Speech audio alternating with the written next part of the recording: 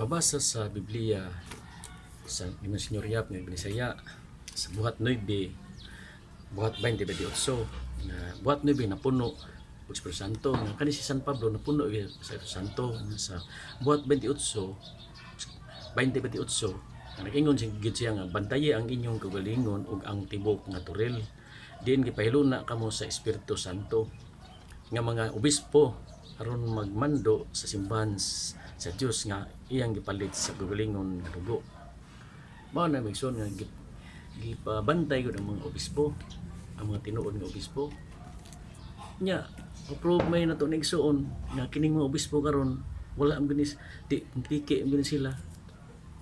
Nga dili gani maong obispo nga giingna ni San Pablo nga bantay ang inyong kaugalingon. Nga migsuon kay atong duman nga obispo mo na maka orden sa pare. Nga karon ang kaning mga obispo karon nga mga bag-o nag-orden sila og dili ordinasyon gikan ni Kristo.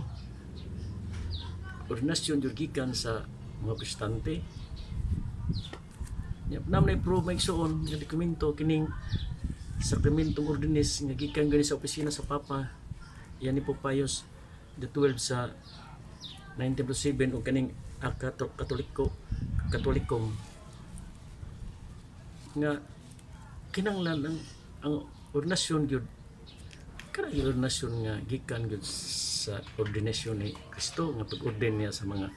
apostles nya giprubahan sana sa Biblia ni Monsignor Yap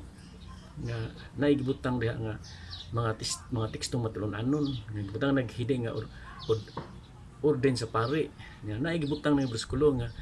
sa San Lucas 22:19 ug San Juan 20:22 mao gyud na form nga gamit ni Kristo pag-orden niya ni Saint Peter kasi Saint Peter may una niya gi-orden ug mao sa mga form nga panggamit sa mga apostol pag-orden ng mga pare. Kaya karon ila man gipangusab probe man na di klaro ka imbalido ng misa kanang bagong misa nga simbar ato jud gi atinan karon pagsimba do sa Dios kanang pare nga nagatubang sa lamisa kay usay probe na magsuon nga ang Anglican Church ang misa nila pareha yung tanan sa traditional Latin Mass nga ang pare magatubang sa altar wa pun ang diferensya ra gyud nila ang ordinasyon ra gyud sa pare nga nahimo yung inbalido ang ilang misa o gi-skisim gyud sila nga nabulag gyud sila simbang Katoliko. Unsa na kaning ato may suon nga dili lang ordinasyon sa pare giusab hastang pinulungan giusab hastang pare nga nagatubang lamisa di klaro na kay may suon nga dili na gyud balido ng pareha kanang pare diha og kaning misa mga piki gyud na tanan diha mga protestante na yung mga kanang misaha hasta kanang pare diha nga nagkuan protestante gyud na